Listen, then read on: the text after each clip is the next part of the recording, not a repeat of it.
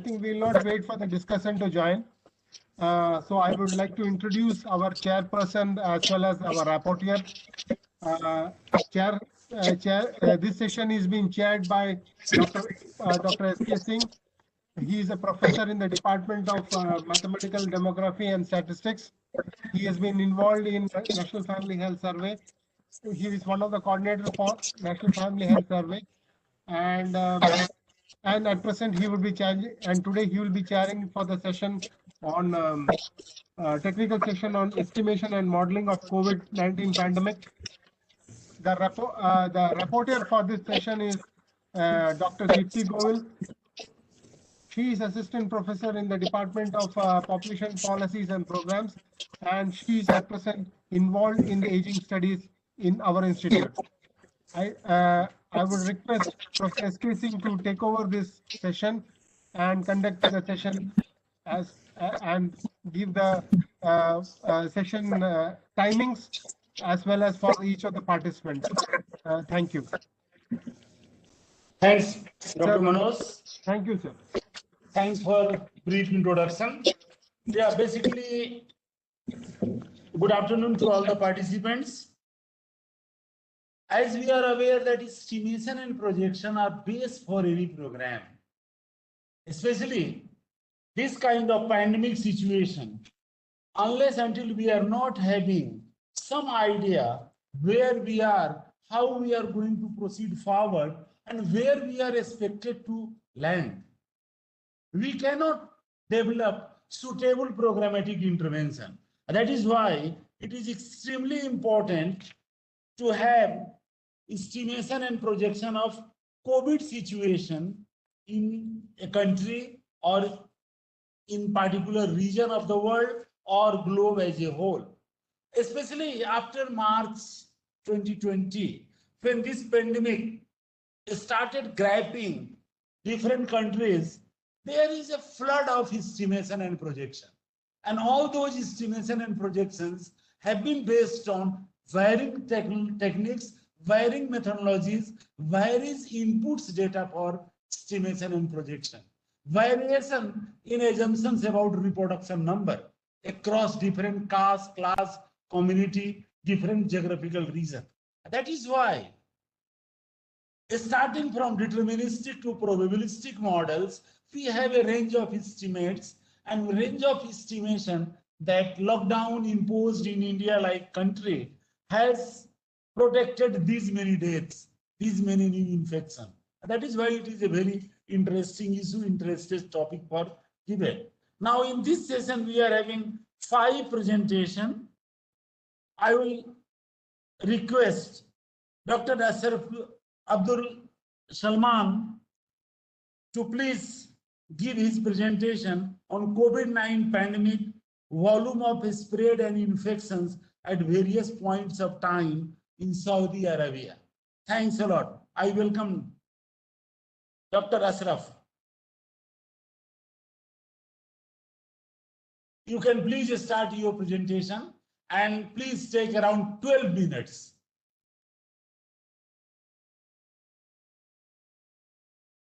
You please unmute yourself.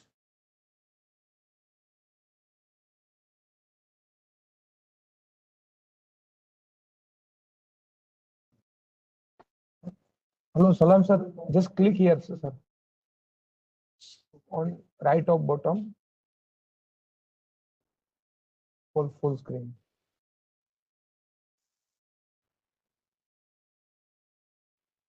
Near of comment, sir.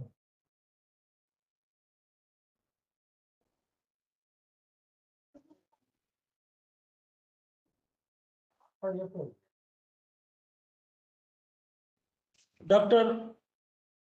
Ashraf, after 10 minutes of your presentation, I will give a hint that you are left with 2 minutes more.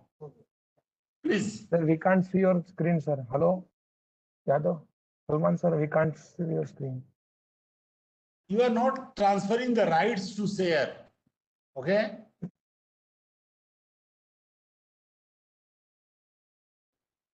Whatever was the problem in HEM presentation, in NFHS session, same thing is appearing here also. No, sir, we have done. The sharing session has been given, but only the thing is how to do it. me now? Can you hear me? दिया है sir उनको already. हाँ, हम लोग कर लेते हैं ना. निकालो. Hello, can you hear me? Sir. Yes? Yes, tell me, sir. Okay. It's been shared. Yeah. Good evening. We can see. यहाँ पे click हाँ. करो. Sir, please click on the full screen. Please click on the full screen on the right side. End of the thing, there is a full screen.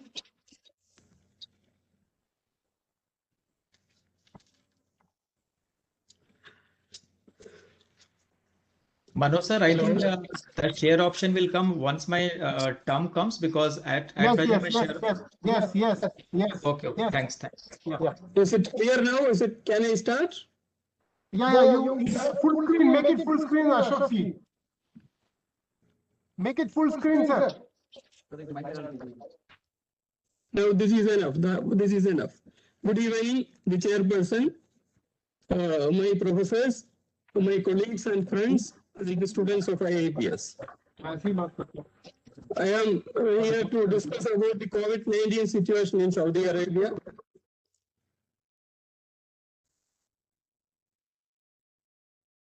Saudi Arabia is the most prominent Arab country in the Asian continent, which is divided into 5 planning regions, 13 administrative areas, and 118 governorates. It has a total of 34.27 million population spread over an area of 2.15 kilometers square.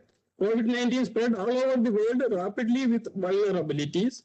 It has reached Saudi Arabia en route Iran, Bahrain, Kuwait to the travelers of Qatif Governorate in the kingdom's eastern region.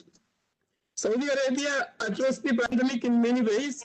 One of them were the Riyadh Declaration on Digital Health formulated in August 2020. Apart from that, there were social distancing strategies, closure of establishments, and there were programmatic and scientific interventions to manage the epidemic in the national context. Strategies are phased out on the level of infection per day, mortality, and number of affected locations. With such a strategic move, the country could address the situation effectively.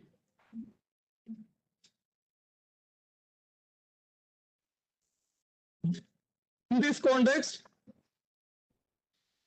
an analysis of Saudi Arabian COVID-19 data was carried out to demonstrate daily infections and the prevalences, taking into account daily variations, rise and fall.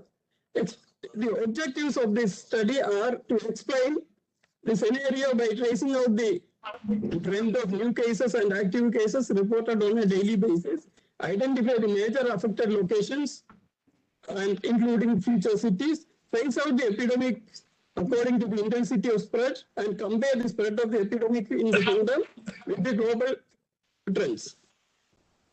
This analysis is based on daily status reports of the Ministry of Health of Saudi Arabia published from 21 March, giving number of infections reported on a daily basis at various locations in the kingdom till 28 November and thereafter by 13 administrative areas. These analyses include the data up to 28 February 2021. Calculations done include daily change difference between incidence and recovery, daily change in active and critical cases, case fatality rate, and the new and active cases, recovery and mortality as percentage of global figures. Few cases of COVID-19 spread to a large mass over a short period of time in the kingdom. Fortunately, there was a substantial reduction in the daily reported cases from 4,757 on 18 June to 220 on 28 November and 328 on 28 February. Mortality from the epidemic, which did not decline with that of the infections. From a mere 1 death on 24 March, it reached to 58 on 5 July. It remained high at 13 on 28 November. Although recoveries exceeded new cases since May 12, 2020, the wide gap between active cases and recovery existed during June-July has diminished to a narrow level by October. It is the mortality case fatality that is getting more serious attention. Its curve continues rising, but with a narrow lean. A low level up to May end started rising sharp to 25 June. Thereafter, with a less intense increase till 5 September. Again, a different range from 1 October. The Ministry of Health added 2 indicators in the data set, namely critical cases and the active cases from June onwards. A trend analysis reveals the ups and downs of critical cases on a daily basis. On June 3, there were 1,321 cases, which increased to 2,285 on 29 June. It declined rapidly till 11 October to 826 and continued on a slower pace to 675 on 28 November and 481 on 28 February. There were daily changes in the critical cases, almost like a zigzag manner, a daily change of 92 cases. 92 critical cases on June 4, which reduced to 62 on 5 June and further increased on the next day. Highest declines of 118 reported on 12 June.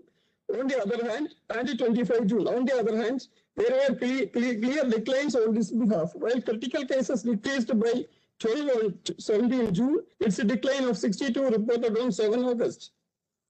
The incidence, the active cases on 3 June increased from 22,444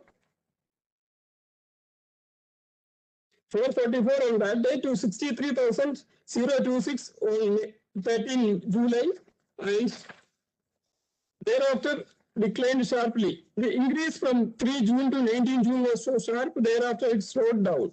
Case fatality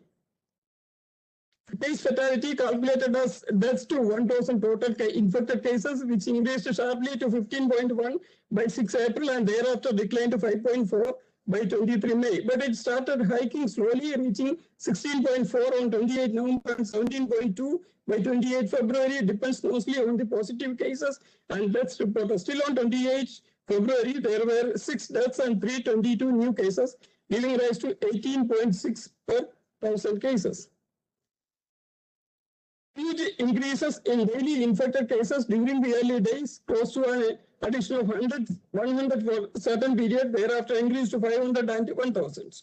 On 24 March, the incidence increased by 154. The highest increase of 867 was reported on 3 July, but it has been brought down in a short while. Such gains in the epidemic frequency reported on many days, citing another example on 1st July, reported 3,402 new cases as against 4,387 of 30 June, a decline of 985 cases. This is the largest margin reported. Incidences and recoveries coupled with mortality give rise to active cases. As of 28 November, there were 5,018 active cases, which again declined to 2,584 by 28 February. A rapid increase in active cases was reported from March 21 till 12 June. One day, there were an increase of 3,875 active cases. Thereafter, this gap reduced to 119 on 25 July. On the other hand, there were positive changes too. For instance, on 22 June, there were a gain of 692 cases. The highest gain of 5,066 in the active cases were reported on 14 July.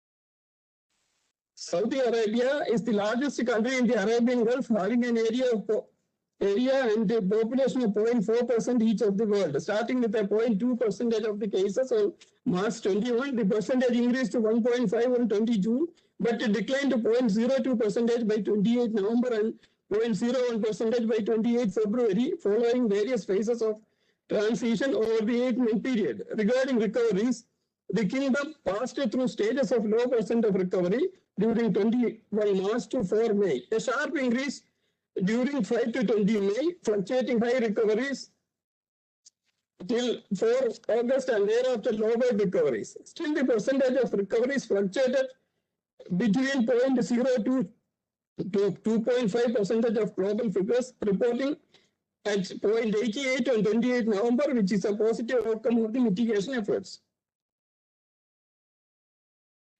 As a next step, infections to top 30 locations are identified for making the seriousness location-wise over the time period. Almost all of them are found to be major cities of the kingdom in terms of infrastructure and population. For example, Riyadh, Jeddah, Makkah, Medina, Dammam, Hufuf, Taif, Jubail, Qatar, and Qatif are the first 10 places in terms of the epidemic. While Riyadh stood as the top affected place throughout the period, except April 30, Makkah and Jeddah stand in the next intermittently. It shows statistics on a monthly basis helpful to track the trends of infections and changing ranks of locations.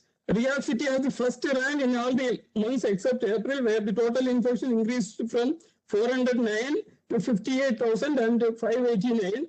Only second and third places are Jeddah and Makkah, except in April when Riyadh took the second place and Medina took the third place. Fourth position is being taken by Dammam and Medina, except in April when Jeddah took the place. Hufuf started the fifth position with Medina and Dammam from July onwards, except in August. Further ranks goes to Qatif, Taif, Jubail, and Khobar.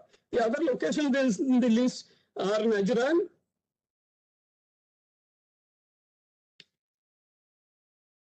Baish, Bisha, Al-Mubarak, Kamish, Musaids, Hail, Baha, Aba, Yanbu, and Tabuk.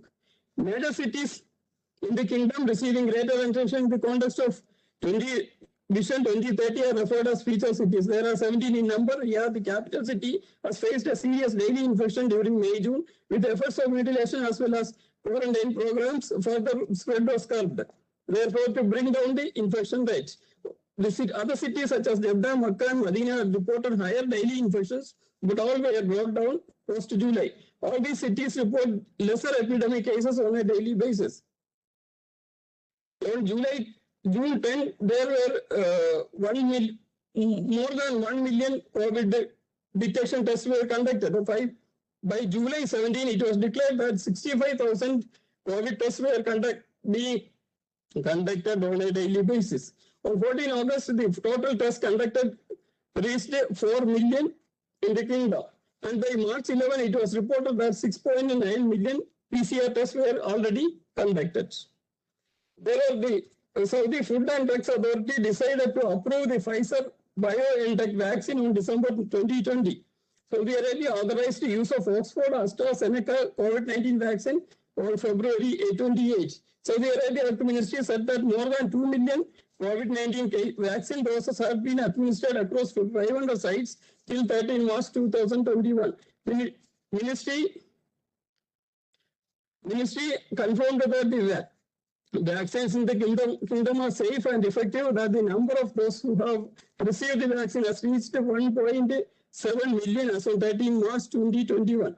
Over 13,000 anti-COVID vaccination doses were given on Thursday, registering the highest daily rate since the launch of the national program for coronavirus vaccine. This comes in the wake of the Health Ministry's expansion in opening more vaccination centers in various regions of the kingdom, now exceeding 500, supported and equipped with all requirements. Saudi Arabia expanding COVID-19 vaccination campaign. The Health Ministry reiterated that all authorities are providing vaccine for free as a contribution to the national program. Saudi Arabia to provide free COVID-19 vaccines in pharmacies. Universities across Saudi Arabia offer open COVID-19 vaccine centers. I have been vaccinated from my university's vaccine center. Saudi Arabia's Ministry of Health announced the launch of the second phase of the COVID-19 vaccination campaign across all regions of the kingdom. COVID-19 vaccine to be received in phases. Ministry of Health urges people to get COVID-19 vaccine. COVID-19, the most critical health issue which human beings experienced over the last decade, spread all over the world, giving rise to health and socio-economic concerns. This epidemic precipitated global disruption and healthcare emergencies. The fast increase in COVID-19 epidemic across various locations in Saudi Arabia created panic responses, which paved the way for creating space for coping strategies and control measures. With a such coordinated effort, the country witnessed a gradual reduction. Significant reductions after September 2020, stabilizing public life. It is hoped that the kingdom shall be out of danger. An increase in infections recently in the second half of February 2021 is also addressed well, giving priority attention. It is stated that warmer countries have lesser probability of infections. Besides, the public health system of the country created infrastructure with a swift community action and hospital preparedness. Such a surveillance minimized the risk of widespread transmission. Recovery statistics reflect the strategies adopted and the resources invested. Although Saudi Arabia forms a small share of global population and the global area, the share of active COVID-19 cases was significant, especially during May to July 2020.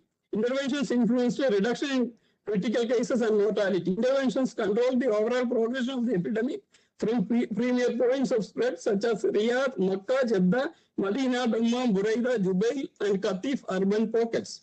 These achievements are accounted to concerted efforts and continued services covering the entire country with special attention to densely populated urban pockets and other featured cities. Mortality measured as case fatality observed to be high and increasing faster.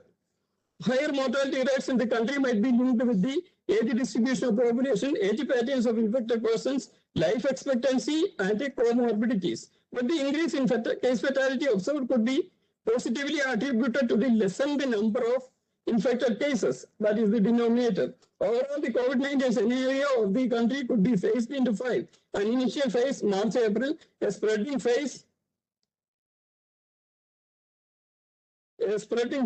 in May, intense increase in June, July, stabilizing stage in August, and declining stage in September, November. After reaching a lowest level followed by mitigation cases, infection started increasing as a second wave. All efforts are exerted to address the spread, thus gaining positive results. Deaths in 1,000 increased by slightly in numbers and percentages.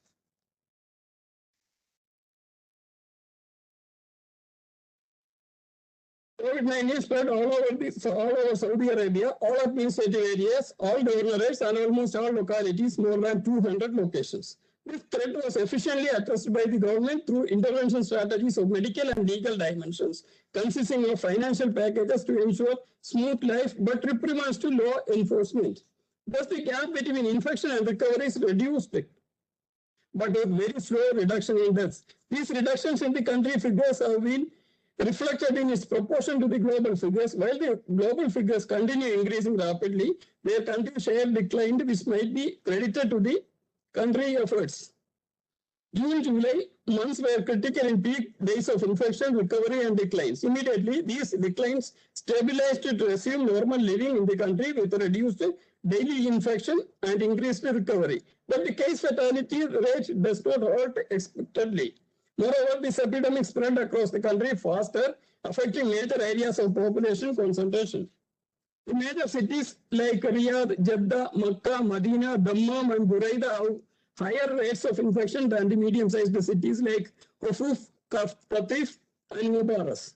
The future cities, the rays of hope in the kingdom, are affected throughout except Al-Aqsa. Now, greetings to all of you on this occasion, Director, retired professors, current faculty members, and all those at IAPS. Thanks for your patient attention. Thank you.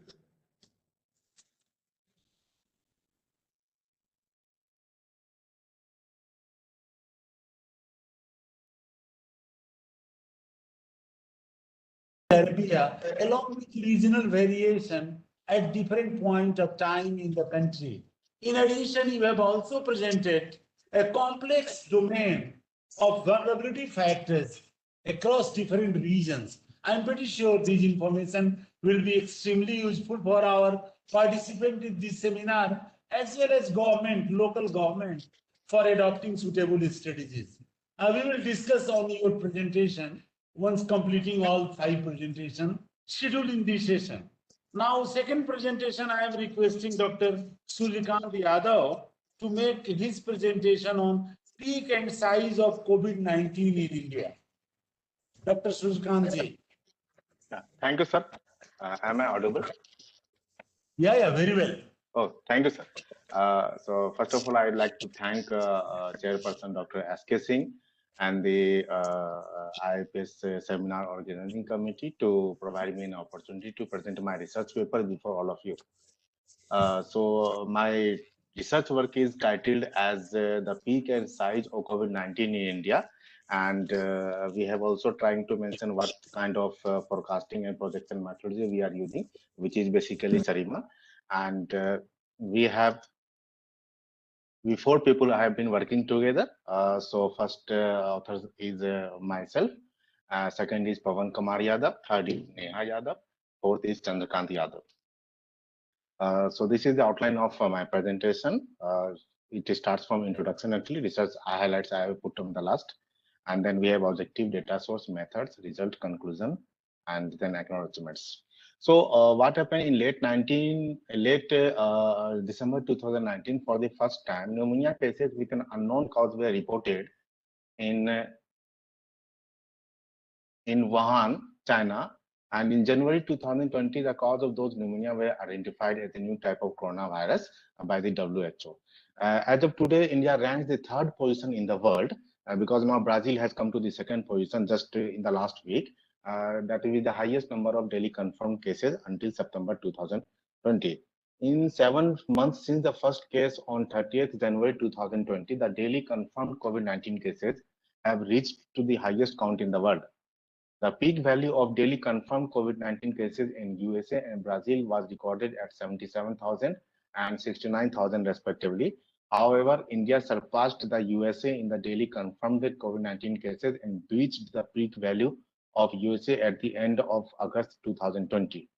The peak and size of daily confirmed cases of COVID-19 disease is the most warranted feature for understanding the epidemiological stage of COVID-19 disease in India.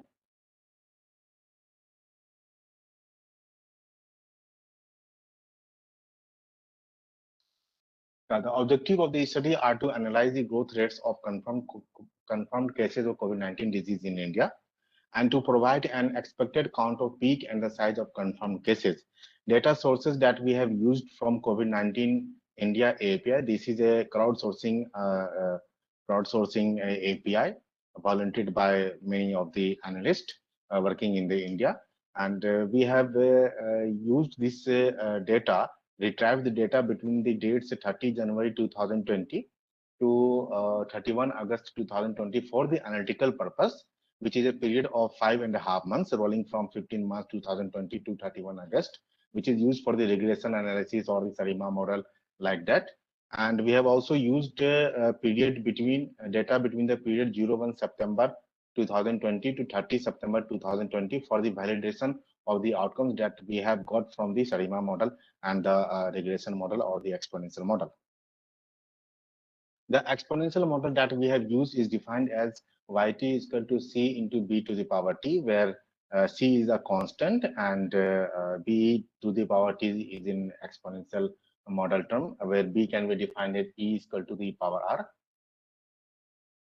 where b can be defined as b is equal to e to the power r, where r is basically the growth rate of the confirmed COVID-19 cases, where so we call it R as the growth rate of the exponential model in this our research paper because it has been derived from the exponential model. And before calculating the growth rate from this model, we have also attempted to add one constant in this. Suppose this model can be also like this, mu plus c into b to the power t. Okay. So we fit a model with the nonlinear estimation as well as with the linear estimation. But what we found that this mu basically converges to 0. Okay, and then we got the estimate of c and b to a significant value, and therefore we have basically opted this model. Now from this model, we got the value of the growth rate of the confirmed cases of COVID-19 disease in India, and same growth rate has been used to calculate the doubling time of the COVID-19 disease cases in India using this formula, where doubling time is basically natural logarithm of the 2 divided by the growth rate.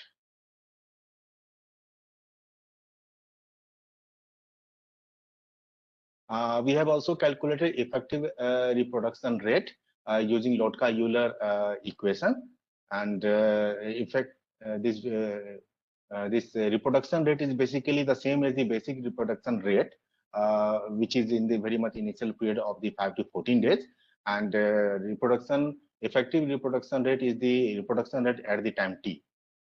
So so we have calculated this using the Lotka-Euler equation, and we have defined where R is the growth rate of the daily confirmed cases, and GA is the probability density function of the generation interval, which is the time spent from a primary infection person to generate the secondary infectious person in the time interval A to A plus DA. For this general generation interval, we have used Chinese data. A researcher, Du et al. Has calculated a serial interval using some of the sample data of around 500 cases, and he has applied 4 models. Of those 4 models, we have chosen the gamma function model and took the scale and shape parameters to calculate the reproduction rate for India.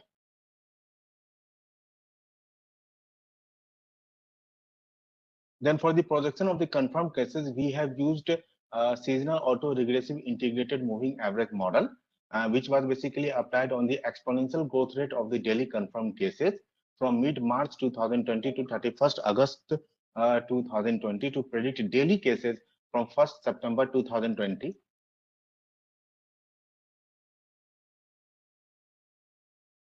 Sorry.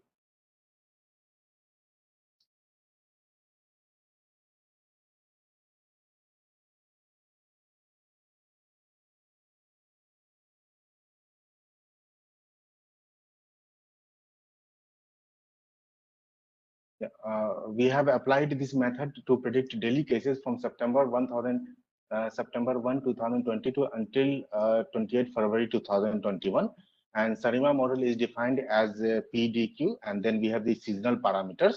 So this is the main parameter, and this is the seasonal parameter, where P is the order of the auto-regression, D is the degree of the difference, and Q is the order of moving average.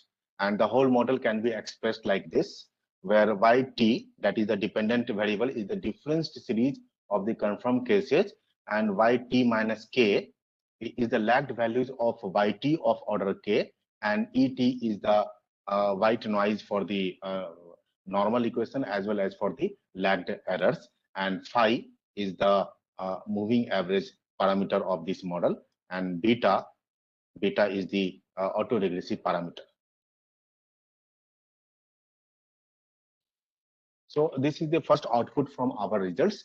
And when we applied this exponential model, we applied it from 15th March 2020 for the reason that 15th March 2020 for the reason that data before this were less than around 100 samples. So it was slightly difficult to get an exponential fit. Moreover, it was a linear fit. So we brought it from the 15th March, and from the 15th March, we observed that the adjusted R-square of the natural logarithm of the exponential model was something around 50%, and thereon it increased up to 85% by the time of the lockdown 2. Lockdown 1 was implemented on 25th March, and lockdown 2 is implemented on the 15th of the April. And from this time onward, we found that the natural logarithm of the exponential model had the adjusted R-square of more than 85% until the 17th of the September 2020 that we have been plotted here.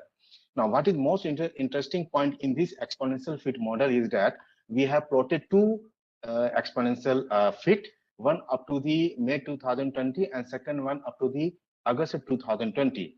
Had the growth rate had been same or has been accelerating, the plot of the August would be always like this, but it did not happen. We clearly see there is a shift in the nonlinear fit of the exponential model, and therefore it clearly indicates that there has been a deceleration in the growth rate of the exponential model, which means that there may be increase in the number of cases, but it is less than what it is expected as per the exponential model, and which give us a confidence that something is happening in the near time. Maybe either we see less number of cases or we can see the flattening of the curve in the near time.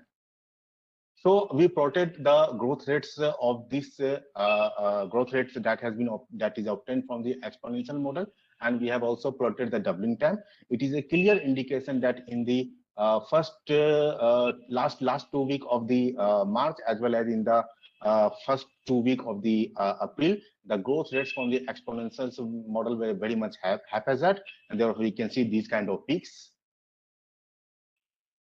Therefore, we can see these kind of peaks, whereas from lockdown 2 onwards, we see a very swift decline in the growth rate. There is slight, uptick in the gradient of the growth rate at the point of around last week or last week of the April or the first week of the May. It is the time when migrants return to their homeland from the metro cities to mostly to the rural area. So there was slight increase in the growth rate because of that happening. But overall, in the next 3 months, we again see a reducing slope of the growth rate, and hence we are very much assured that by this time the growth rate from the exponential model has come down to the less than 5% from unlock 1.0, which is around first week of the June to around the end of the August month. We see that the growth has declined from something around 5% to something around 2.3% actually, and by the mid of the September, the growth rate has been less than 2%. Now, this is the point where we can expect a peak as per the mathematical definition, that we can obtain from the exponential model. Now, on this, using this growth rate, we have applied the SARIMA model, and before applying SARIMA model, whether we have tested whether the SARIMA model is applicable or not, and therefore we have gone by step by step. First of all, we have applied the ARIMA model, and from the ARIMA model, we are very much convinced that the root mean square error is something around 0.05, and the mean absolute percentage error is 0.91% only.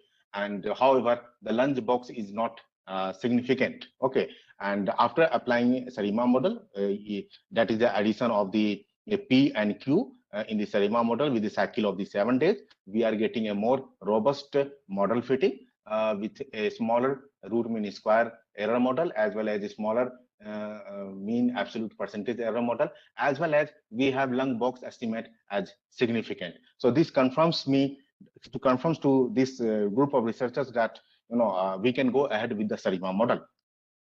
Now, so we did some testing, and we found that there has been autocorrelation in the time series data of the COVID-19 disease. So this is the autocorrelation plot, and we clearly see there is a correlation, and also partial autocorrelation has been there in the data. It is clearly evident from the first top this line.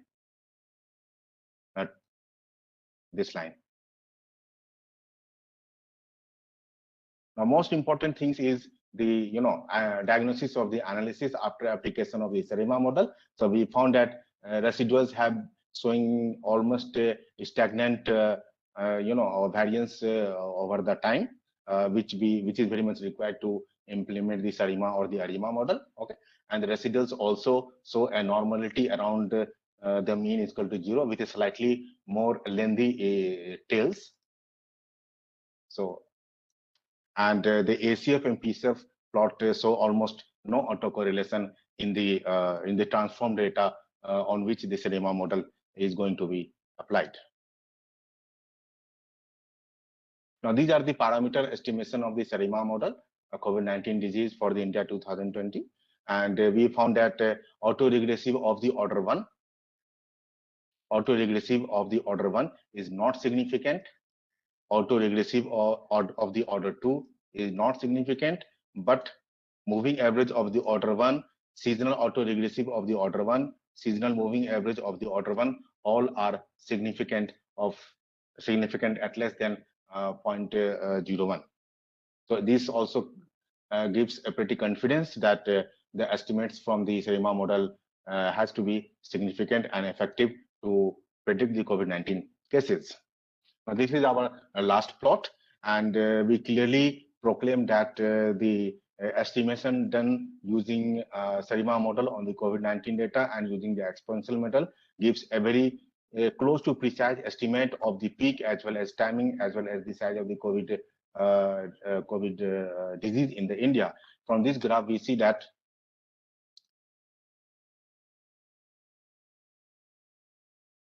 From this graph, it is very much apparent that the real-time peak was around 98,000 on 16th September 2020, and we estimated forecasted peak value of around 104,000 on 19th October 2020. So it is not only the peak value, but it is also the timing that has been very close.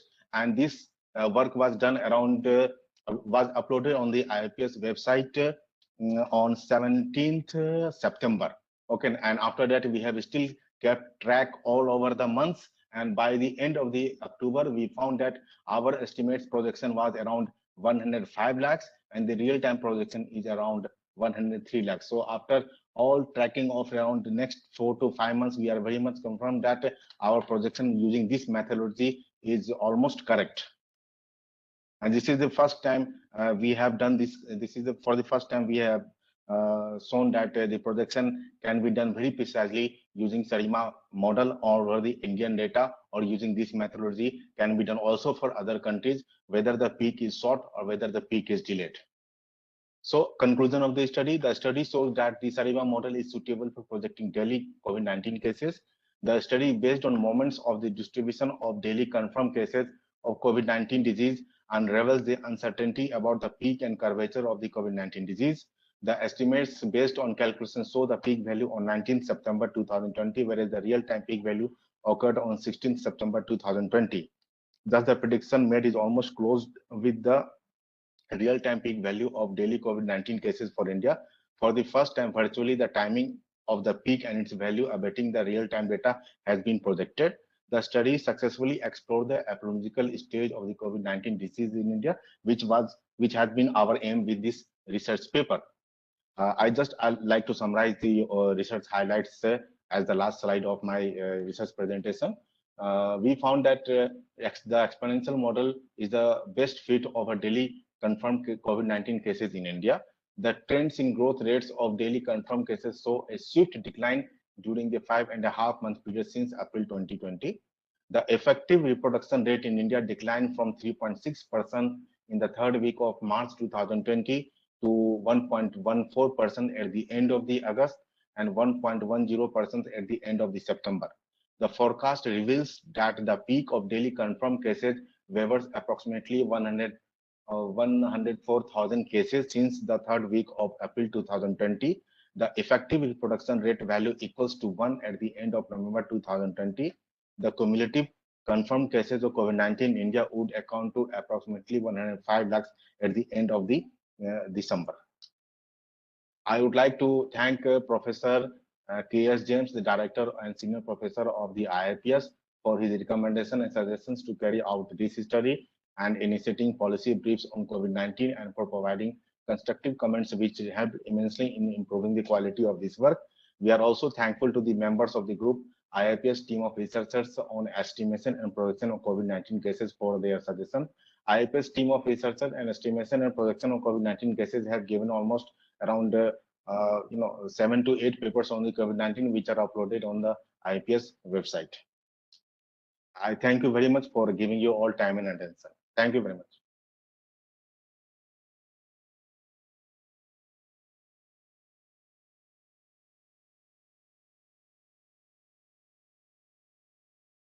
Sir, I'm done with my presentation.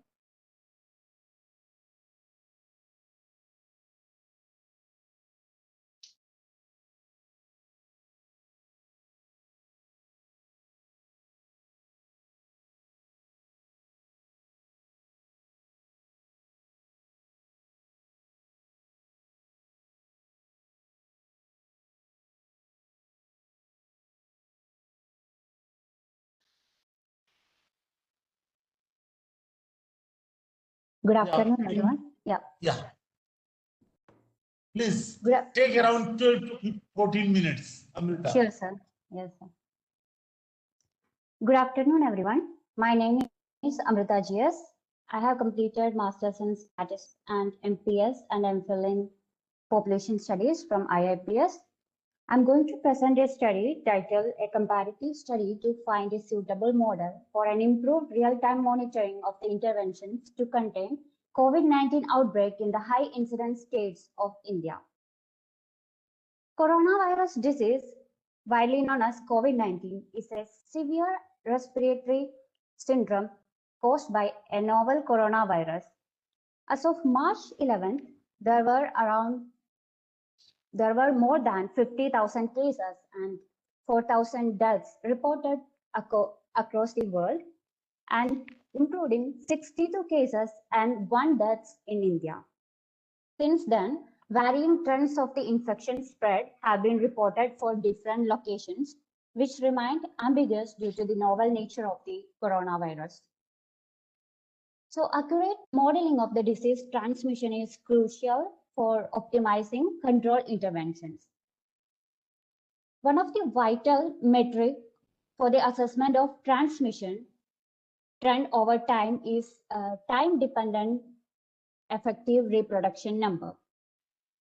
So RT, which is denoted, the time-dependent effective reproduction number is denoted by RT, which is the estimate for secondary cases caused by the infected individual at time t during the outbreak from the primary case, that the person who has first infected. So RT less than 1 indicates the mitigation of the pandemic.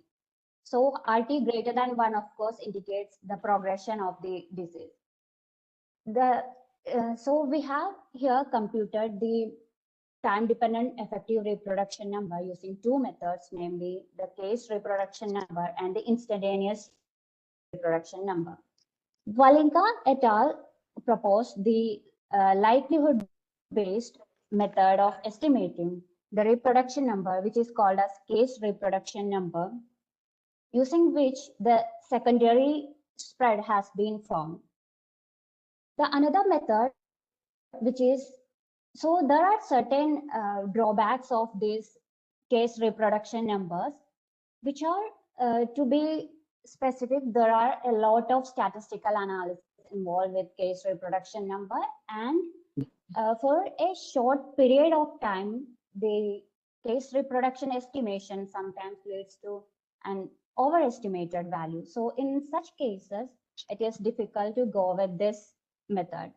Hence, Corey et al. Has introduced the instantaneous reproduction number, by considering all the shortcomings, and this is corroborating the incidents occurring prior to the time. So basically, the incidence of cases occurring prior time to t has been major focus in this method of reproduction number. So in order to go with this reproduction numbers, one must understand what is generation interval. So the generation interval is basically the interval between the exposure of infector and the exposure of the infectee. So in the case of COVID-19, it is really difficult to examine the exposure time. So in that case, we use serial interval as a proxy. So basically, serial interval is the onset of symptoms among the infectee to the, so it is basically the time interval between the onset of symptoms among infectee to the infector. Through our study, we are trying to estimate the R instantaneous and R case reproduction number for India and high incidence states. And we also would like to unfold the varying projections of these reproduction numbers and want to check the credibility of these both. The data set we have is the benchmark data set of state-wise daily new cases and daily test counts are obtained from COVID-19India.org. And we have applied certain conditions to select the high incidence states. And they are if the total incidence reported in a state is greater than or equal to 50,000, if the total cases per million in the state are greater than or equal to 1,000, if the state has conducted more than 9,000 testing per million as on July 31st, and the test positivity rate is of greater than 5%. So this resulted in a sample of 8 states, namely Andhra Pradesh, Delhi, Gujarat, Karnataka, Maharashtra, Tamil Nadu, Telangana, and West Bengal. So estimated R instantaneous and R case reproduction number using the data of in the serial interval distribution. Before before the estimation, one must fix some standard assumption regarding these reproduction numbers, which are the serial interval follow a gamma distribution with mean 4 and standard deviation 2, and the outbreak within indicatively driven by local transmission. Hence, we have considered the data from 25th 2020 when the lockdown has imposed in India. And the third is that the rate of underreporting is constant. We have estimated the values for R instantaneous and R case of 2 time periods starting from March 25th to July 31st. So this consists of the time period of lockdown and unlock 2. So the second time period, we have only considered the unlock phases, that is one unlock. So we have used the R packages such as RSTIM to compute these R case and R instantaneous reduction number with the assumption of confidence interval of 95%. So the first table shows the average estimation of case reproduction number and instantaneous reproduction number for both of the time period that we have considered in the analysis. So by looking at this, we can say that the average R case reproduction number for India is 1.26 for the from March 25th to July 31st, and the R instantaneous is lesser than this, which is 1.23. In the same way, we have found the reproduction number for different states, those high incidence states.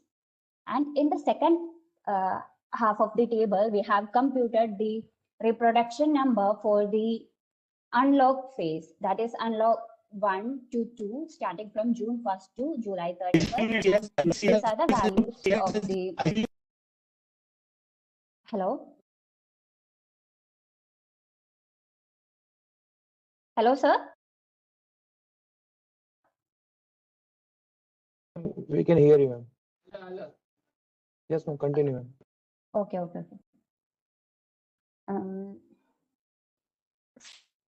So two, which shows the case reproduction number estimation for India during the two. Okay, sir, sure, sir. So this time of which you have already taken. Yeah. So the figure 1 shows the R case and R instantaneous values over the period. So here we can see the graph A shows the R case reproduction number. In the initial stage, the reproduction number is more than 4, whereas the R instantaneous here is in between 2.5 and 3. As time progressed, the slight peaks and downs have been almost similar in both of the graphs, and it has been stabilized as time progressed. So when we look at the graph C, which is for the time of unlock starting from June 1st till July 31st, we can see that our case reproduction has shown a higher value, contradicting the graph that has already shown, that is the graph here, for which the June 1st is having a reproduction value of 3.3, higher than 3.3, whereas in the graph A, we can see that it is way less than 1.25. So from this itself, we can say that this R case reproduction number is not best compared to instantaneous reproduction number, whereas in this graph D, this has almost accurately have shown the reproduction number that has been captured during the first time period and the unlock phase. Figure 2, to understand this deviation or the difference between this R instantaneous and R case reproduction number, through this time period, we have taken two states, Delhi and Telangana, to understand these differences. So as we can hear, Delhi has conducted the daily new cases of Delhi has started declining from June 22nd onwards. So graph represent Delhi and the C is for Telangana. So when we look at the yellow curve is the average reproduction case where the peaks and downs of the incident or the new billion is been affected by the R case number. That is, the downs in the incidence value is directly affecting the action number. But when in the same way, you can see here Telangana has reached all of sudden zero number of new cases because there was no testing done. And when we look at the our case reproduction number here, we can see that by looking using the exact incidence value, it has computed the value and it has also reached at zero, which is not acceptable. And here instantaneous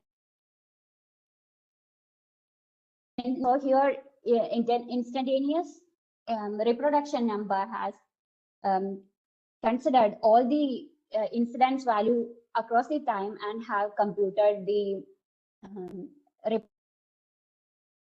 reproduction. In the figure 3, we have tried to establish a relationship between tests per million with the deviation of our case reproduction number to our instantaneous reproduction number, and we have found a significant relationship between these both.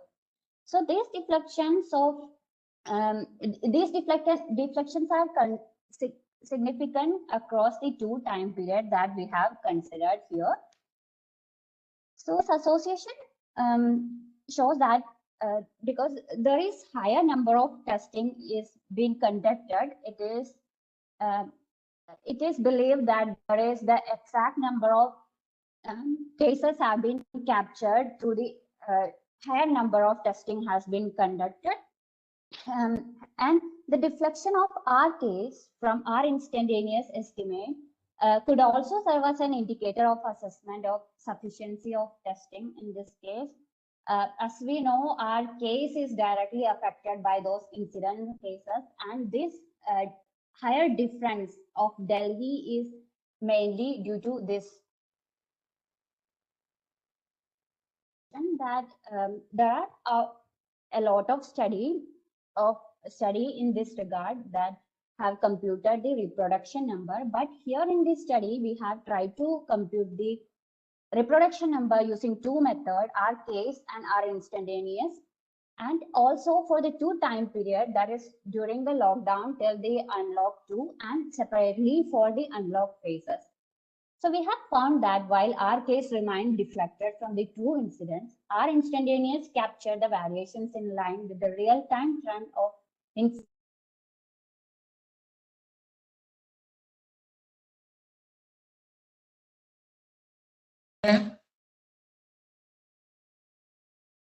Hello. Amrita, have you completed now? Amrita, ICT unit.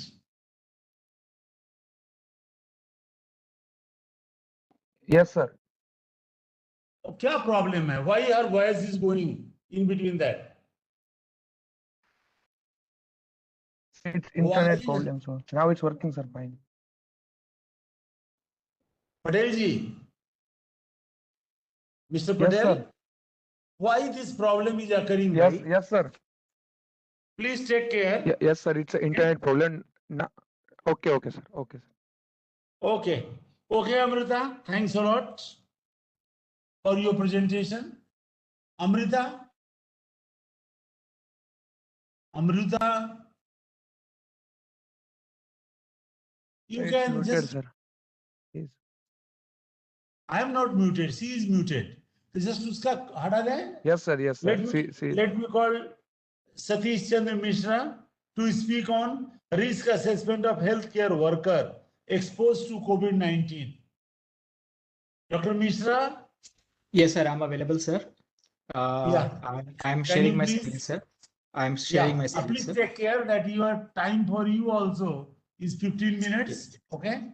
And I Yes, will sir. give a hint after 12 minutes. Please. Sure, sir. Let me share the screen. Patel ji, देखिए. Sir, have I gone? Yes, sir. Have I gone full screen, sir? And am I audible? Yeah, you are very good, very well audible. Yes. Yes, sir. But sir, we can't Uh, see your screen, sir. Satish, sir. Can't see the screen. Okay, sir. Let me share it again then. So, sir, first stop the sharing and first. Yeah. Again, share the screen. I'll do this.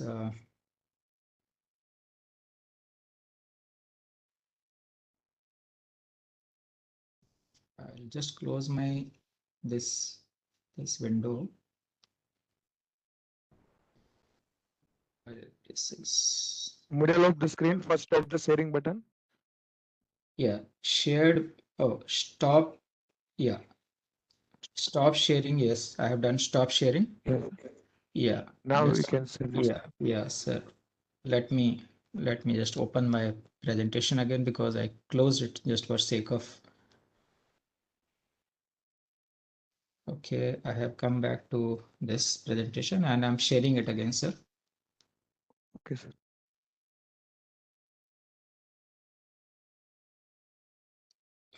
Yes, sir. Now we can see. I'm going full screen. I'm at full screen, sir. Yes, sir. Yes, sir. Yes, sir. Thank you, sir. Good afternoon, everybody. I'm Dr. Satish Mishra, and I am a member of the Healthcare Workers Risk Assessment Committee at BRC Hospital, Mumbai. And I would be presenting here the challenges and the solutions tested in the process of data collection from the healthcare workers exposed to COVID-19. To give a background of my presentation, since the healthcare workers are the highest risk of contracting the disease during the current pandemic, WHO has recommended a protocol to collect data from the healthcare workers exposed to COVID-19, stratify the risk of exposure, and use the data to identify the breaches in infection control practices.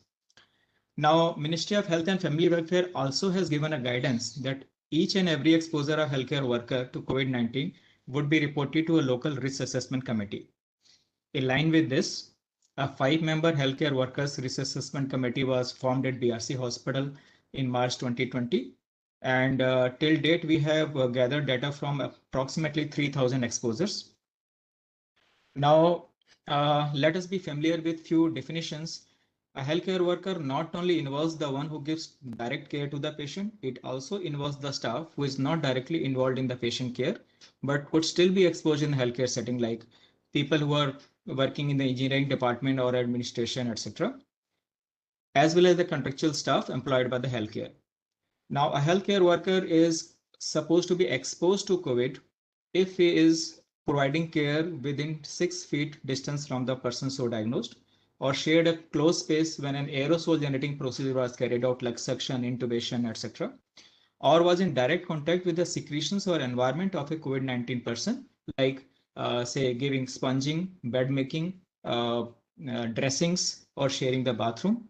And it is important to understand that the person affected with COVID starts shedding the virus in his environment 2 days prior to the onset of symptoms. So this point has to be taken care while we are doing the contact tracing.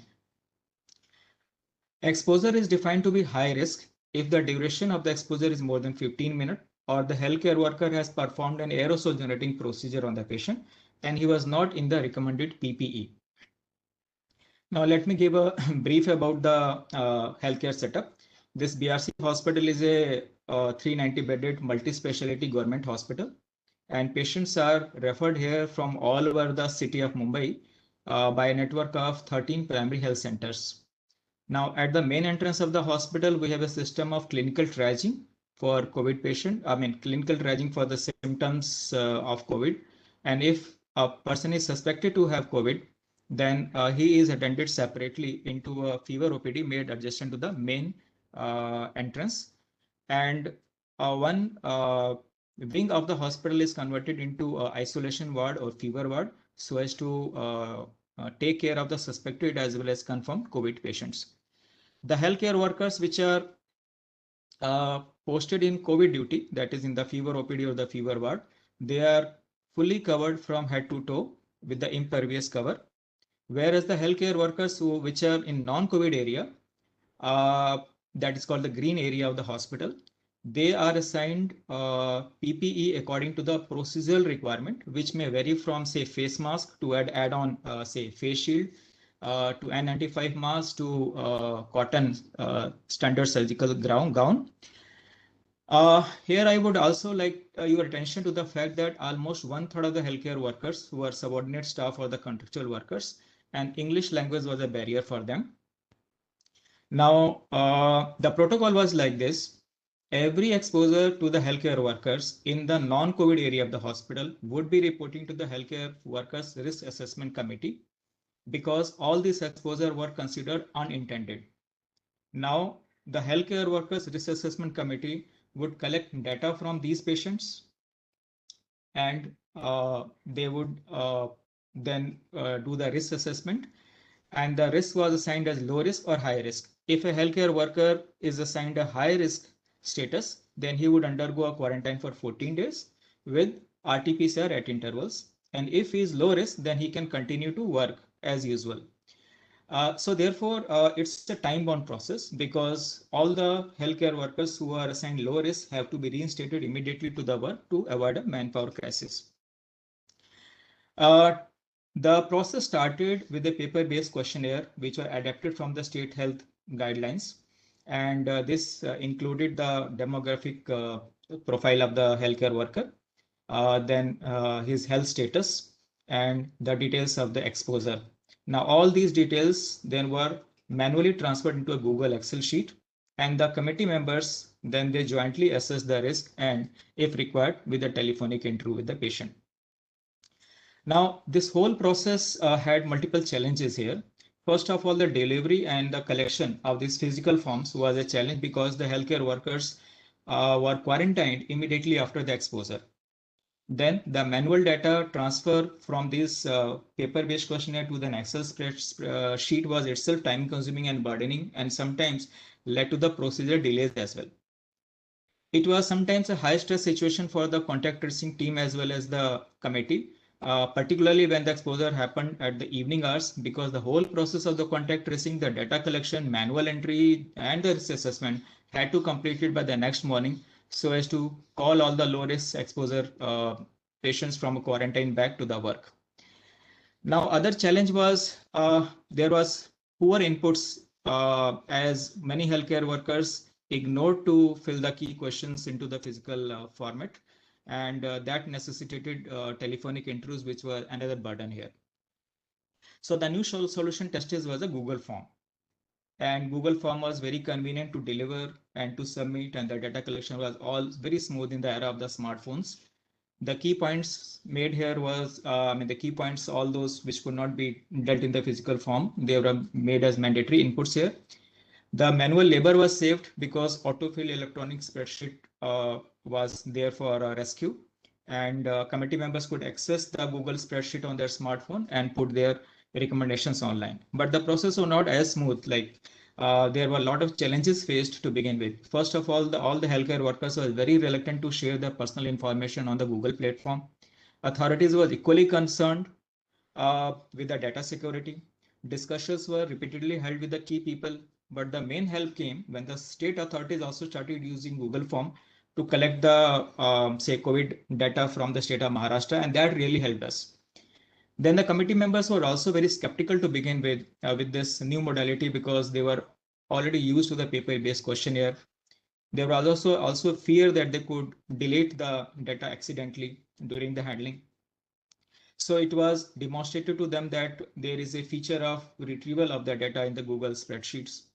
And soon the convenience and the reliability of the Google spreadsheets surpassed all the apprehensions of the members. Now, many subordinates, they did not have smartphone or internet access. So then we had to do the change in the form setting from single response per account to the multiple response, so that from one smartphone, multiple forms could be submitted. And this facilitated the supervisors or the colleagues of these subordinates to fill the form at their behalf. But it was at the cost of duplicate responses, but that is okay. As I mentioned earlier, there was English was a barrier for a few, 1/3 of the workers. So we tried Hindi forms as well as Marathi forms here. But then since they already had, limitations of not having smartphone or internet, so they anyway could not submit the form themselves. So we finally went back to the English forms only. So this Google form became very much acceptable among the healthcare workers for its convenience as well as with the committee members. But then as we came further, there were new set of challenges. One is that the questionnaire was designed to capture the exposure from a patient and not from a colleague healthcare worker at the in the healthcare setting. And we found during the course of the data collection that a good number of healthcare workers were exposed from the colleagues because of the flouting of the norms of social distancing. And these exposures were in fact the most dangerous and the high risk exposures. So it was important that we could include the details of exposure from the colleagues, and multiple questions were added to capture this further. But then what happened, that addition of all these questions made the questionnaire lengthy and confusing, because one set of questionnaire, like say exposure from colleagues, was not relevant to other set of people, or exposure from patient may not be relevant to one set of respondents. So then we did the form logic and sections here, so that the respondent would receive only the relevant set of question as per the input provided in the form. Now questionnaire was also modified to include the respondents' knowledge of the healthcare workers exposure along with them, because we also realized that the contact tracing team sometimes missed many healthcare workers exposed, and those name actually we could get when we interviewed the respondents. So that is why this feature was also included in the questionnaire later. There was challenge of the interviews also. See, the committee members had put the interviews in the process so as to fill the gap in the data, as well as to collect further information so as to accurately assign the risk. But then what happened with the progress of the pandemic, the exposures became so frequent that these interviews became burdening. Further, lockdown was relaxed by that time, and it put the committee members under undue pressure to meet their own professional commitments, because most of the committee members are like from the surgical medical teams and all. So, but by this time we were quite experienced to handle the interviews independently, and then we switched over from the collective interview to a single member interview, and followed by the shared decision making online in the Google form. There were some unintended challenges as well. Now, with the progress of the pandemic, many healthcare workers got infected with COVID and got admitted in the hospital, and this led to a demand for a routine swab for all the patients at admission only, and this was not permitted by the state guidelines. Then the quality of PPE procured by the hospital was also questioned. Then critics also perceived the whole data collection from the exposed healthcare workers as a pointless exercise, because the accidental exposure with progress of pandemic was very common, and majority of these patients were stratified as low risk only. So it was considered as a pointless exercise. But the data revealed that most of the patient exposures were low risk, since the healthcare workers were all in the recommended PPE. And moreover, no healthcare worker assessed as low risk by the committee contracted the disease from that exposure. So these points help restore the faith in the PPE quality. Then it was also found that most of the colleague exposure at the workplace were high risk. And with these results, the critics could understand the importance of continuation of data collection from all the exposures. So these were the important recommendations made on the basis of the data. One is that it was reinforced repeatedly to the healthcare workers that majority of the high risk exposure in this healthcare setting were from the colleagues and not from the patient.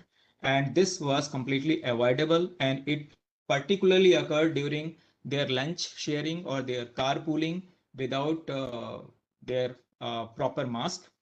Then we also found that majority of the high risk exposure to the healthcare workers who cared for patient, that was on account of sudden exposure or unintended exposure, and they were not geared with the proper N95 mask. So then the other important recommendation was made a universal N95 mask for all the healthcare workers, even in the non-COVID area. And that actually led to the sharp decline in the high risk exposure into the healthcare workers. Subordinate staff, the subordinate staff earlier were assigned duties like particular staff would be for taking care of bathing the patient, other will be bed making. So it was job specific, not the bed specific. Then we found that one patient could expose multiple healthcare workers. So the subordinate staff was assigned specific bed rather than specific jobs. Now, further, patient for a planned aerosol genetic procedure would undergo a mandatory RT-PCR. That was also one of the important recommendations we made. So to conclude, this process was new, and the Google and there was no detailed methodology available. So there were a lot of challenges and a lot of solutions were tested. With continuous efforts, the process became streamlined and automated. And in this process, the questionnaire has undergone a wide modification way beyond the original format prescribed from the state. The strength of the data not only helped guide policy decision, but it also dismissed many unscientific fears from the healthcare workers.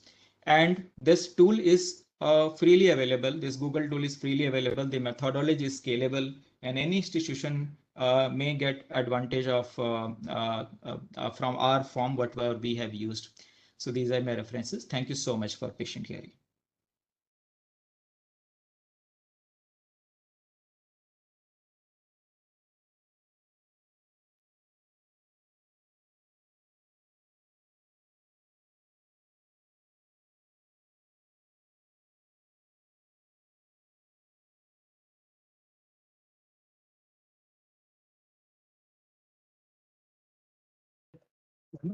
Rishabh Tyagi next.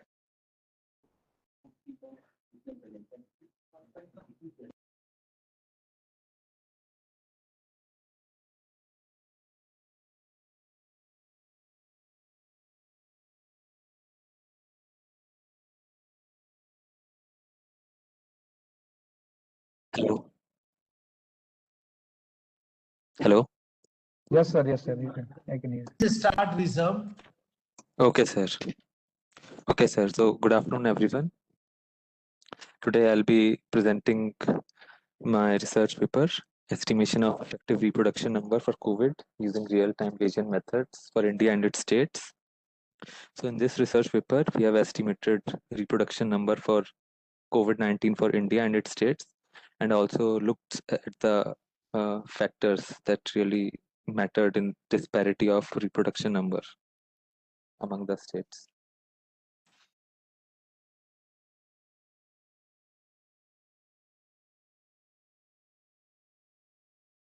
So as we all know, COVID started in December 2019. Rishabh, you can go to your objectives rather than introduction. Okay, sir. Okay, so introduction was already given by others, so Yeah. I will come to the point directly. So effective reproduction number is the mean number of infections generated during infectious period from single infected person at time t. So it has an advantage that effective reproduction number gives reproduction rate at instantaneous point of time t, while the basic reproduction number gives us only the based on the average number of cases for a certain time period. So it's better to monitor effective reproduction number, and it may vary across location because of different contact rates, population density, cultural differences, level of immunity. And when reproduction number is greater than 1, pandemics spread through large part, but when it goes down, when it goes below 1, then the pandemic slows down and it subsides.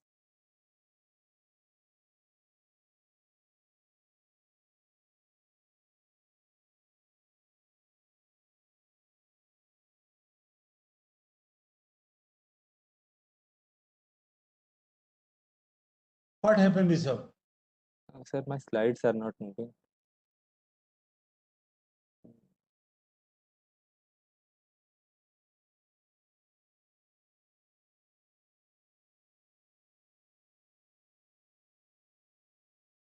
Okay, I'll present it this way only then. Okay, you can Okay. continue in the meantime. Okay. So there are many factors at state level which affect in the decline of reproduction number. So in my study, we have considered important factors at state level like test performed per million population, STI index, good governance, urbanization, and per capita health expenditure. It's conceptualized that these have a strong relationship with decline of RT. So about the material, we have used COVID-19 data from the data sharing portal COVID-19 India.org, and for test per million population at state level, we have used this website only, COVID-19 India.org. STI index is used from Global Data Lab. Per capita health expenditure has been used from National Health Profile. Good governance index has been used from Department of Administrative Reform and Public Grievances. And urbanization percentage at state level has been used from census. So have used Betancourt and Ribrow's approach for calculating RT.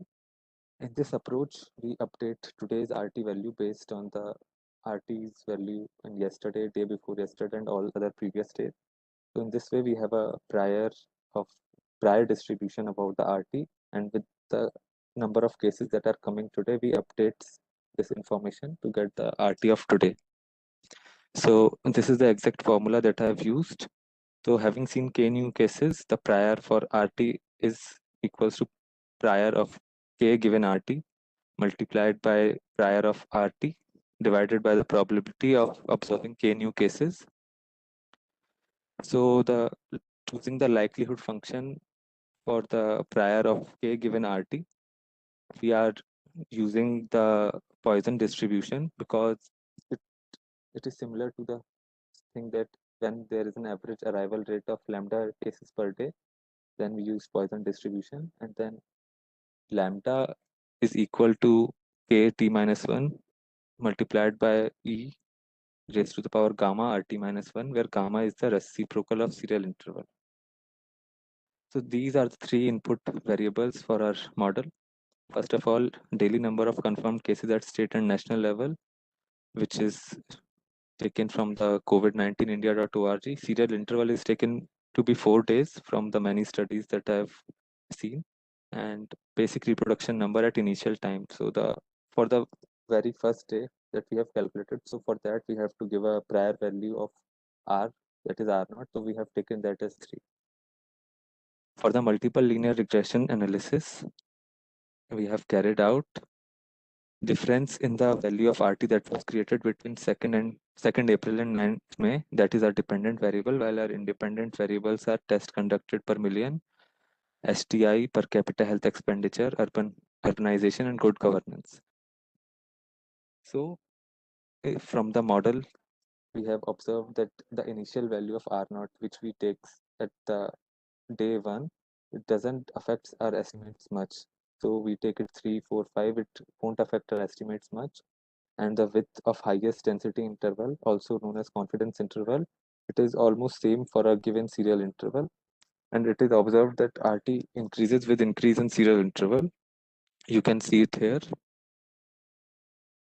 I have done it for 3 time points. So this is for 24th March. And when in the model, we have taken R naught 1.5 and serial interval 3, I have got 1.43. And when I change R naught to 2, it is still the same. And on increasing, there is only a slight increase.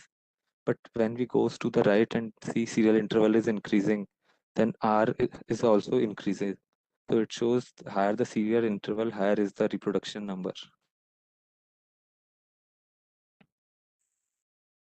So this is the graph for India, real-time effective reproduction number as on 21st January. So as we can see in April, it was at the higher end, but after lockdown, it came down gradually. But we can see peaks and then plateaus coming down over and over. So it is because India is made up of very diverse states, and because of that, there are a lot of changes. And this is for India and its states, as we can see. So in the starting April and May, it is at the higher end, but slowly it is going down 1. And in January, we can see the green one, that is Kerala. So it is above 1. So for now, at the current time, I think Maharashtra has also gone above 1, but this is for 21st January only. For Maharashtra in January, it was close to the 1, but not above. Right now, it has gone above 1. For Delhi, it has gone less than 1 at the January because the cases declined there. For Kerala in January, we have seen the rise in the cases. Our model also shows the same. And this is the multiple linear regression that I ran. In this, our dependent variable is difference in the RT value between 2nd April and 9th May. And these are our independent variables: tests conducted per million, STI, governance, per capita health expenditure, and urbanization. So only tests conducted per million population in state is a significant factor here. So our findings shows that lockdown has brought a decline in reproduction number of India.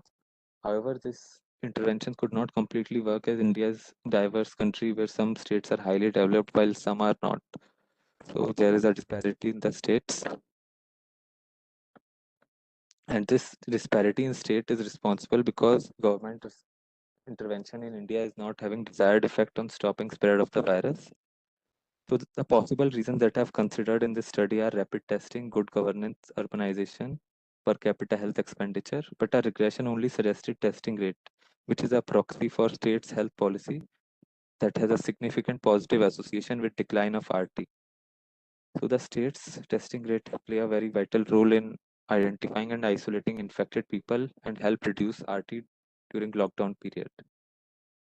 So a study by Goli and James said that India is only detecting 3.6% of total infections of COVID with huge variation across the states, which also is a finding of my study as well, because those states that are good in testing have made a huge decline in their RT. They also suggested that India must increase its testing capacity to go for widespread testing, as late detection of virus puts patients in need of ventilation and ICU. However, there might be other factors at state level that we are not able to consider, like lapses of state government, return of migrant workers, efficient contact tracing, and other factors, which could not be quantified in the study but would have made a difference. So the limitations of my study is like in initially reported cases and confirmed cases were very low due to low testing. So because of that, my R0 that I have taken at the time 1, it must have been low. So it might have affected my study a little bit, not very much, as I've already shown that whatever R0 we take, it doesn't affect our RT much. And secondly, this is a crowdsourced data set, so its credibility is low because of underreporting, duplication, incomplete information, lag in reporting cases, and missing initial cases. So this may lead to overestimation or underestimation of reproduction numbers. So these are the references of my study. This is the paper, Betancourt and Ribeiro. You can refer to it, which is the base of my methodology in calculating reproduction number. So authors would like to thank Professor James, who have given his suggestion in study right from the beginning to improve its quality and content. Thank you.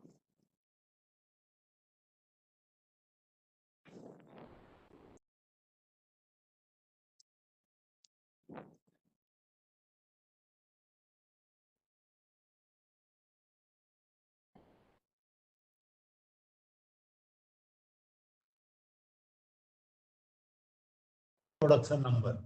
That's the punchline of your one of the important findings. Now, please look at the chat box, whether people have some questions. And I request all presenters to present. I don't think I'm not able to get any question here. Then may I request? Yeah, Anjali has joined now. Anjali, please. Yeah. Yeah. Thank you. Thank you, Professor Singh. Yeah. Yeah. Yeah. Thank you. I've been there for a long time. Oh, good. And I was listening to all the papers. Of course, I listened to everything. So at the outset, let me thank IIPS and the director and the coordinators of this seminar for inviting me and giving me an opportunity to be a part of this very, very challenging session. I thoroughly enjoyed all the 5 papers presented by these presenters, and they assume a lot of importance. I mean, when we are talking about the COVID, we all of us are concerned, and all of us are now very much interested in understanding what really has happened and what really is going to happen. And so everybody has this kind of anxiety and and everybody wants to know all these, and all the presenters have used the different models, and they have really presented their papers very well, and the findings were really very fascinating. So, I mean, if just give me 2 minutes and Please. because I understand that we are running short of time, but the first paper that we heard about Saudi Arabia gave us, I mean, what is happening around us. I mean, we were so much concerned in what is happening in India, and the entire world was actually looking at India when all this pandemic started, and everybody was scared that what will happen to India. And I mean, that was the reason, that is why we went into lockdown, etc. But the Saudi Arabia picture has, the presenter has given us a very good picture of what happened there, and how it is not just the metropolitan cities, but also the small towns and the larger cities, and even the rural areas were affected by this pandemic, by this COVID-19. Then the second presenter was Dr. Yadav. Gave us an idea of the peak of the COVID, and then the size of the COVID, and he has used the model SARIMA, and it has given the fantastic results. And as he has told us, that is much before he has given us the projected figures, and now once we have the data, they are quite comparable. And so initially, I mean, everybody starts with exponential model, and we look at the doubling time, etc. And then we realize, okay, it is not all that bad. Okay, the growth is really not all that fast, and it's a solace. I mean, so it is one of the very interesting paper, I would say, because, and he was also talking about the moving average. And so, I mean, when the numbers can't tell you, because it is very difficult to get the data that is, I mean, every day there will be some variation, and that's why the moving averages really work very well. We've been teaching that in the class most of the time. So it gives a very good idea about the trend, about the direction. And so after lockdown, how the growth rate has come down, he has shown it very effectively. And now he must have definitely taken up the exercise for the second wave, if at all it is a second wave, and what is going to happen, because all of us are now anxious, especially in Maharashtra. That is what is going to happen. So this was one of the very interesting papers, as I would say. Amruta also gave us a very interesting model, and she has given us, I mean, it's completely theoretically very well thought and very well presented paper, I would say. That is, she has told us that is what is giving us the real-time progression, and considering whatever the assumptions that we have. So the RNs give us the better estimates. And so all these things, I mean, when I'm saying this, they are very important in a sense that we just look at the numbers that are coming in a newspaper, or maybe the researchers, as a researcher and as an interested in the health, we look at the side of the government side, but it doesn't, I mean, unless the data is analyzed, data is put into some format and given some treatment, we really can't understand the way it needs to be understood. So, I mean, all these people, and before talking to Dr. Mishra, I would also talk about Rishabh Tyagi's paper, which he once again he has shown us. I mean, using the real-time Bayesian method, that is what is happening. And I mean, all these three papers, I would say, they're very rich in content, and they really give us the foresight and give us the understanding of the scenario. That is what is happening, and how the once how the data is available, how we can really come out with something very interesting. And I mean, the testing rate, we've been talking about the testing and testing rate for a long time, and exactly his finding also corroborate the same thing. I just want to mention one thing here, that is on 16 March 2020, the paper is published by Imperial College. I mean, I'm sure everybody must have seen this paper by Neil Ferguson, and he has used the US and UK data, and he has predicted something, and the whole world was very scared. I mean, some of us couldn't sleep all those nights. I mean, when we say, okay, I mean, all these things are happening in US and UK, means what will happen to India? And we tried to extrapolate it, and we got more and more scared. So it didn't happen. And when we have our own data, when we have our own models, how they work, I mean, we just shouldn't get carried away with the researches that have based on short data, or maybe in a completely different environment. So I really congratulate these speakers.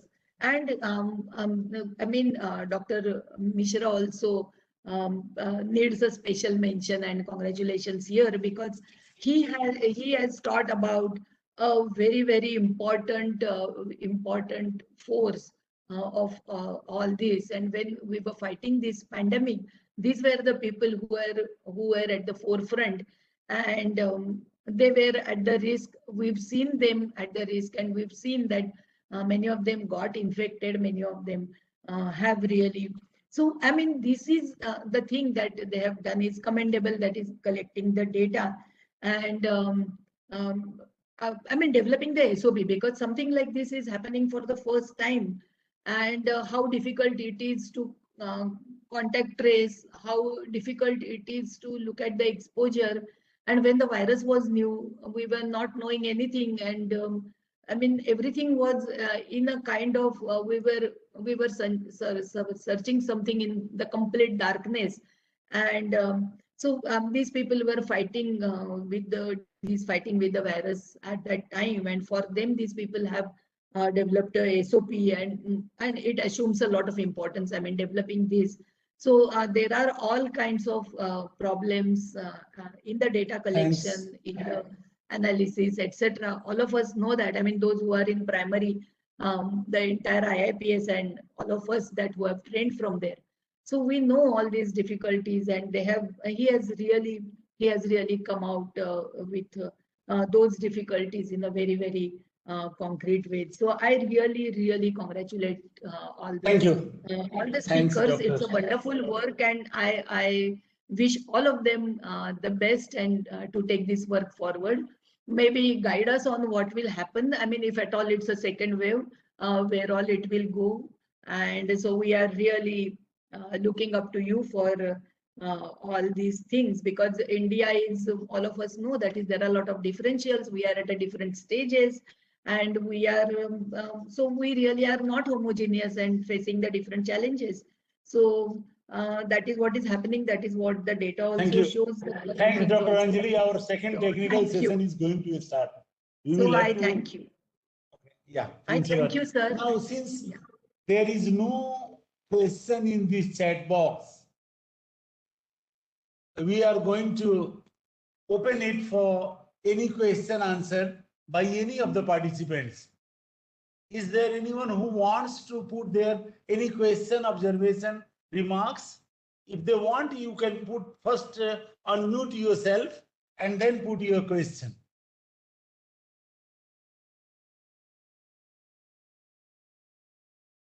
If no one is coming forward to raise the question, I would like to thank all the 5 presenters and Dr. Anjali Radkar for very good comprehensive review of these papers. and very good observations. I also thoroughly enjoyed hearing all 5 presentations representing 5 different dimensions. Basically, 2 of them were on projection, and third projection was using Bayesian approach. And then another 2 papers were presenting another 2 dimensions of epidemic. And that is why we can say it's a very good session, very good bunch of papers presented in this session. Once again, I thanks all of you and close this session because 3:45 session 2A will be a start on this side. Okay, thanks to all of you. Thank you. Thank you, Professor Singh. Thanks a lot.